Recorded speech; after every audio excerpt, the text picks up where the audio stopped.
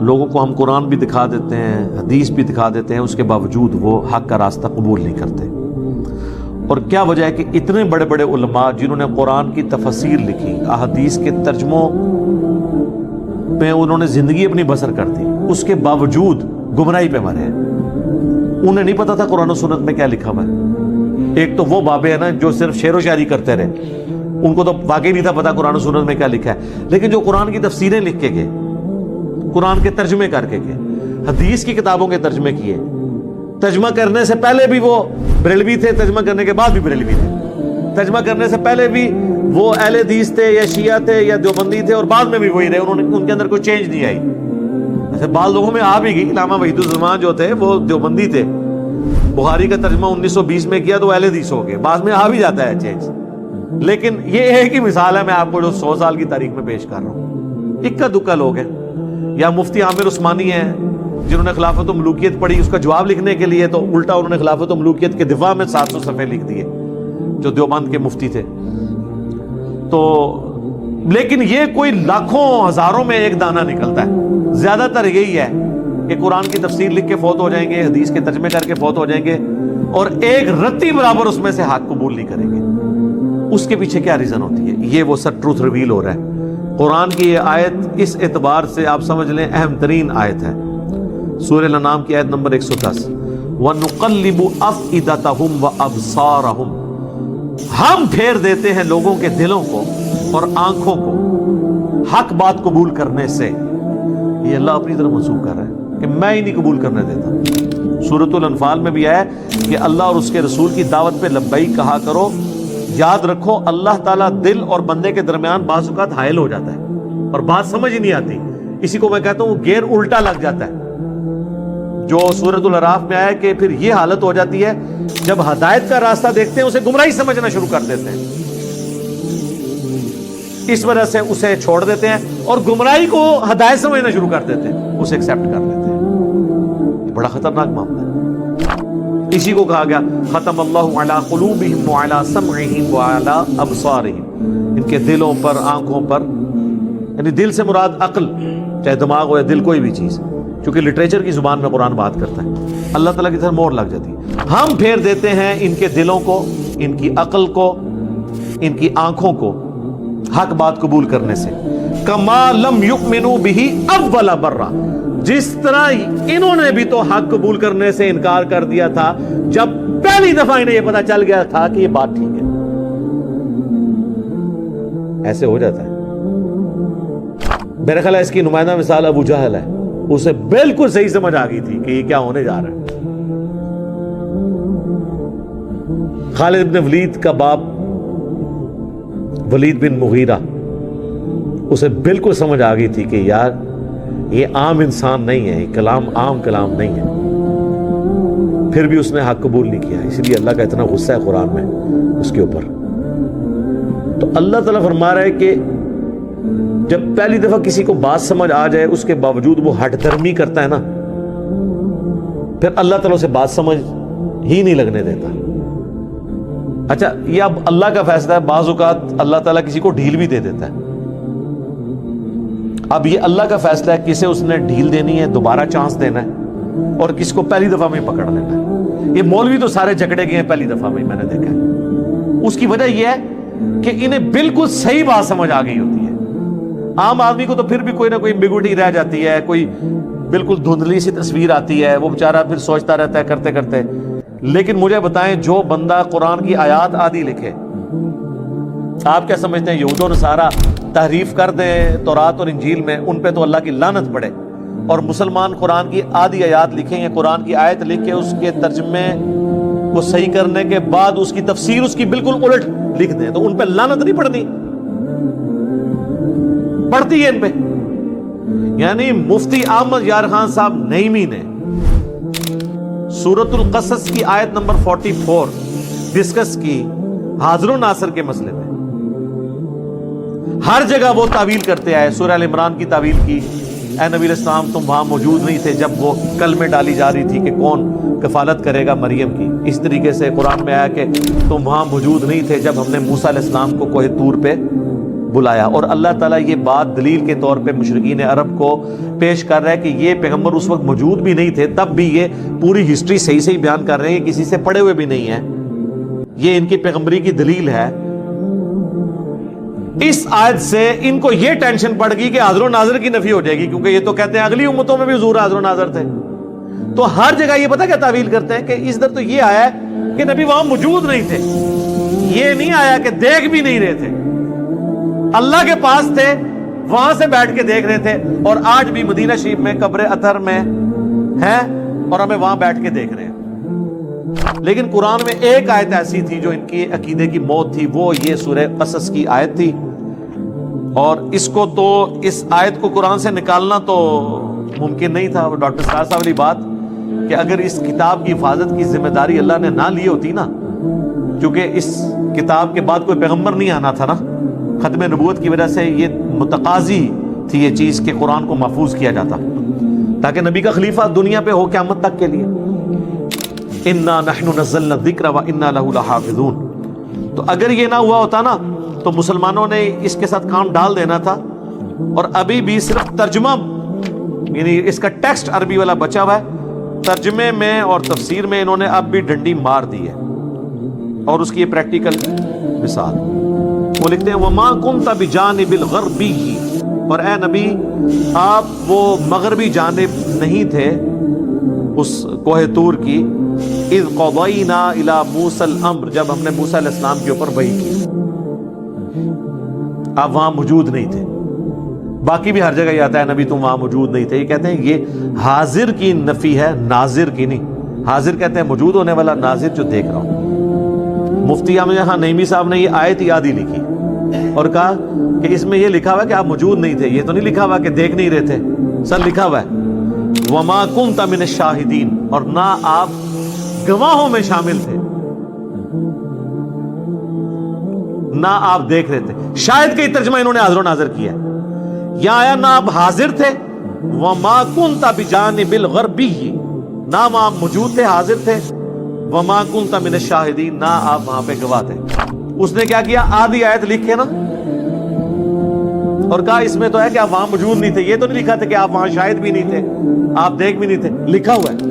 مجھے بتائیں جب یہ وہ آیت لکھ رہا تھا اور اس کا جواب دے رہا تھا, اسے نہیں پتا تھا کہ میں آدھی آیت لکھ رہا ہوں. اس طرح کے جو لوگ ہوتے ہیں نا, یہ اس چیز کے مصداق ہوتے ہیں. اور میں علا وجہ بصیرت کہہ رہا ہوں, اس پلانٹ ارتھ پہ اتنا شرک احمد بریلوی یا دیوبند کے بزرگوں نے نہیں پھیلایا جو مفتی احمد یار خان نعیمی صاحب نے جال حق لکھ کے ان سارے فرسودہ عقائد کا یعنی آف دا وے جا کے دفاع کیا. حتیٰ کہ وہ جال حق میں غیر اللہ سے مدد مانگنے کی دلیل میں سورہ بقرہ کی آیات لے آئے کہ اے نبی, یعنی یہ ان کو فرما دو کہ اگر تمہیں شک ہے نا اس کتاب کے بارے میں تو بلا لو اللہ کے سوا جتنی ہستی ہیں ان کو, اس طرح کی کتاب کوئی بنا کے بتائے. تو کہتے ہیں دیکھیں اللہ تعالیٰ ہمیں خود دعوت دے رہا ہے کہ اللہ کے سوا اور ہستیوں سے بھی مدد مانگ لو. اے اور رزلٹ ہے جو ان پڑھ بھی نہ کٹے. جی آپ پڑھ لیں جال حق میں جا کے. اب یہ جب اب باتیں یہ بلنڈرز ہیں, اس کے بعد بھی اگر کوئی ان کے پیچھے آنکھیں بند کر کے چلتا ہے اس کا کوئی علاج نہیں ہے سوائے ایک اس سے بڑا علاج میں نے رکھا ہوا ہے, آخری علاج. وہ میرے پاس جو یکا ہوتا ہے کہ میں کسی بزرگ کی گستاخی ثابت کر دوں, وہ میں نے کر دی. اسی جال حق میں انہوں نے جو نور اور بشر کی بحث ہے نا, اس میں ان سے ایک بلنڈر ہو گیا اور وہ ہم نے پکڑ لیا. اس کے اوپر بھی یہ سارے آگے لاجواب ہو جاتے ہیں. انہوں نے کہا قل انما انا بشر مثلکم, اے نبی تم فرما دو کہ انسان ہونے میں تمہاری طرح ہوں. ظاہر مرتبے میں تو ہم بھی نہیں کہتے, آپ جیسا مرتبہ کسی کا ہو نہیں سکتا. ٹھیک ہے جی, ہماری آنکھیں تو ادھر تک نہیں دیکھ سکتی. بخاری مسلم ہے نبی الاسلام نے جنت بھی دیکھ لی نماز کی حالت میں. بخاری مسلم میں اپنی پیٹھ کے پیچھے بھی دیکھ لیتا ہوں. آپ کے پسینے میں سے بھی بخاری مسلم میں آتا ہے خوشبو آتی تھی. تو انسان ہونے میں وہ ہماری طرح تھے, مرتبے کی تو بات ہی نہیں ہو رہی. تو اب ان کو بشر ماننا بھی مشکل ہو جاتا ہے نا. تو انہوں نے اس بحث میں کہا کہ اس آیت کا صرف مقصد یہ ہے کہ اتنا بتایا جائے کہ تم لوگ اے انسانوں مجھ سے مانوس ہو جاؤ کہ میں انسان ہوں, تم مجھے یقین کر لو, لیکن اندروں میں انسان کوئی نہیں. اندروں میں نور ہاں، میں انسانی شکل میں آیا ہوں تاکہ تم مجھ سے مانوس ہو جاؤ کہ ایک انسان دوسرے انسان کی بات صحیح طریقے سے سن لیتا ہے۔ جس طرح شکاری شکار کرنے کے لیے مختلف آوازیں منہ سے نکالتا ہے، یہ تیتر کو اور بٹیر کو، اس طرح پیغمبر بھی یہ کر رہے تھے کافروں کو اپنی طرف مائل کرنے کے لیے۔ اب پیغمبر کی مثال کس سے دے دی انہوں نے؟ شکاری سے، اور وہ شکاری بھی وہ جو فراڈ کر رہا ہوتا ہے، تیتر ہوتا نہیں ہے، آوازیں نکالتا ہے، اندروں کچھ اور ہوتا ہے۔ اب یہ تو صراحتاً گستاخی تھی، اس کی کوئی تعویل بھی نہیں ہے، کیونکہ بریلوی کہتے ہیں گستاخی کی تعویل بھی نہیں کی جائے گی۔ اے میں پھاڑ لی سرکار، اندھا دھند پیروی کے انجام میں ڈال دی، اللہ کا شکر ہے ہزاروں لوگوں کی ہدایت کا سبب بنی۔ میرا وہ جو لیکچر ہے انڈیا اور پاکستان کے بزرگوں کی 19 گستاخانہ عبارات کا تحقیقی جائزہ، اے سارو سوئی ہے جیڑی میں انہاں دے غبارے ماری ہے فارغ۔ باقی قرآن و حدیث کے ساتھ جو اس کتاب میں انہوں نے کھلواڑ کیا ہے وہ آپ لاکھ دکھائیں، کچھ نہ کچھ تعویل کریں گے، گستاخی کی تعویل نہیں کریں گے، کیونکہ وہ ادھر ان کو ڈر پڑ، کیونکہ ان کو پٹی کی پڑھائی گئی ہے کہ گستاخ نہیں ہونا چاہیے۔ دیکھو جی، انہوں نے خود اشرف تھانوی پہ جو سام الارمین میں فتویٰ لگایا وہ کس بات پہ لگایا پتا؟ کہ اس نے کہا تھا کہ نبی کو اسی طرح کا علم غیب ہے جس طرح ایک جانور کو بھی تو چھٹی حص کے طور پہ پتہ چل جاتا ہے کیا ہونے والا ہے، اس میں نبی کی ہی تخصیص کیا؟ یہ تو اس طرح کا علم تو ہر پاگل، مجنون، نعوذ باللہ اور جانور کو بھی حاصل ہوتا ہے۔ تو اعلیٰ حضرت نے فتویٰ لگا دیا کہ تم نے جانوروں کے ساتھ مثال دے دی۔ سرکار تو آڑے پوتا مرید نے، یہ پوتا مرید ہے نا، اعلیٰ حضرت کے خلیفہ ہیں نعیم الدین مراد آبادی، اور ان کے خلیفہ ہیں مفتی احمد یار خان صاحب نعیمی۔ یہ نعیمی ان کی وجہ سے لکھتے ہیں، ٹھیک ہے؟ تو مفتی احمد یار خان نعیمی صاحب نے وہی کام پایا ہے جو اشرف علی تھانوی نے حفظ الایمان میں نبی الاسلام کے لیے وہ گندی مثال دی تھی، یہ پکڑی گئی ہے۔ پھر اس میں اتنا ترویا ہے کہ انہوں کو بچنے دی راہ نہیں ہے۔ لیکن یہ میں نے کیوں یہ ٹوٹکا میں نے بتایا، ہمیں کوئی ضرورت نہیں تھی، ہمارے پاس تو کوئی ذریعہ ہی نہیں ہے نا کہ ان کو منوانے کا، یہ قرآن حدیث کو مانے۔ تو آخری حربہ یہی ہے جو اعلیٰ حضرت سے ہم نے سیکھا ہے کہ ایک کتاب لکھ دو، سام الارمین 1905 وچ چک دیو پورا دیوبند مدرسہ، اور انہوں نے مولوی، ٹھیک ہے، اج تک وہ جان نہیں چھڑا سکے۔ تے جو اسی کام پایا ہے نا اللہ کے فضل نال سرکار، یہ وہ مدنی وائرس ہے جو قیامت تک نہیں اب ختم ہونے والا۔ ہاں انشاءاللہ، نہ یہ کوئی ویکسین ہے، ہاں یہ کوئی ویکسین بھی نہیں ہے، یہ وہ مدنی وائرس ہے، کیونکہ یہ تھوڑے کو بھی وسیلے ہے طریقہ۔ اگر آپ اس کا علاج کرنے کی کوشش کریں گے تو پہلے آپ اسام الارمین کو غلط کہیں گے، وہ آپ کہہ نہیں سکتے۔ تو یہ اللہ کا شکر ہے، یہ ہمیں مجبوراً کرنا پڑا۔ تو یہ اللہ تعالیٰ فرما رہا ہے کہ ہم ان کے دلوں کو، ان کی آنکھوں کو پھیر دیتے ہیں، کما لم یؤمنوا بہ اول مرہ، جبکہ انہوں نے بھی تو پہلی دفعہ جب حق کھلا تھا تو انہوں نے حق بات قبول کرنے سے انکار کر دیا تھا۔ وَنَذَرُهُمْ فِي طُغْيَانِهِمْ يَعْمَهُونَ، اب ہم انہیں چھوڑ دیں گے اپنی سرکشی میں بھٹکتے پھریں، حتیٰ کہ ان کی یہ حالت ہو جائے گی وَلَوْ أَنَّنَا نَزَّلْنَا إِلَيْهِمُ الْمَلَائِكَةَ، اب اللہ نے ان پہ ایسی مہر لگا دی ہے کہ اگر فرشتے بھی ان کے سامنے نازل ہو جائیں، وَكَلَّمَهُمُ الْمَوْتَ، اور مردے قبروں سے نکل کے ان سے باتیں کرنا شروع کر دیں کہ یہ نبی حق ہیں، ہم نے آخرت دیکھ لیا ہے، ہم پہ عذاب ہو رہا ہے۔ وَحَشَرْنَا عَلَيْهِمْ كُلَّ شَيْءٍ قُبُولًا، اور ہر چیز جو اللہ تعالیٰ ان سے وعدہ دیتا ہے کہ قیامت کے دن یہ ہوگا، قیامت کا منظر بھی انہیں دنیا میں دکھا دیا جائے، مَا كَانُوا لِيُؤْمِنُوا، پھر بھی یہ ایمان نہیں لے کے آئیں گے۔ سرکار جب اللہ مہر لگا دے، چاہے فرشتے نظر آ جائیں، مردے نظر آ جائیں، جہنم نظر آ جائے، جنت کی اڑے نظر آ جائیں، جب اللہ نے کسی کے اوپر مہر لگا دی ہے تو اسے ہدایت نہیں ملتی۔ لہذا مولویوں کی، بزرگان دین کی ٹینشن نہ لیا کریں، جنہاں دی مت اللہ نے مار دیتی ہے اس وجہ نال کہ انہوں نے اپنے پیغمبر کے ساتھ غداری کی، عزتیں اویل کی رسول اللہ کے نام پر، سواریاں سوار کی اپنی گاڑیوں میں انہوں نے خانقاہوں میں مکے مدینے کے نام پر، اور اتاری جا کے جناب اجمیر شریف، بغداد شریف، دیوبند شریف، بریلی شریف، شیعہ شریف تے سنی شریف۔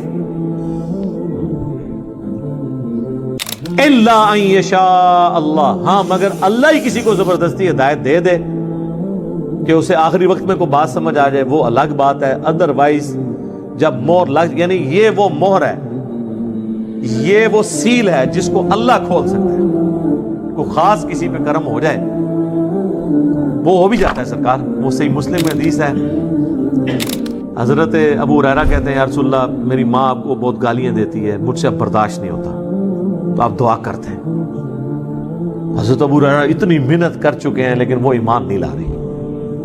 بس کوئی قبولیت کا وقت تھا، اللہ کے نبی نے ہاتھ اٹھا دیے۔ یار کتنوں کے ماں باپ کے لیے اللہ کے نبی نے ہاتھ اٹھائے ہوں گے؟ یہ واقعہ ایک ہی ملتا ہے آپ کو۔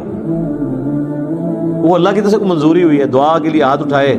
حضرت ابو ہریرہ کہتے ہیں میں نے حضور کی دعا ختم ہونے کا بھی انتظار نہیں کیا، میں دڑکی لا دیتی کہ اللہ کے نبی کی دعا پہلے ختم ہوتی ہے یا اسے قبولیت پہلے ملتی ہے۔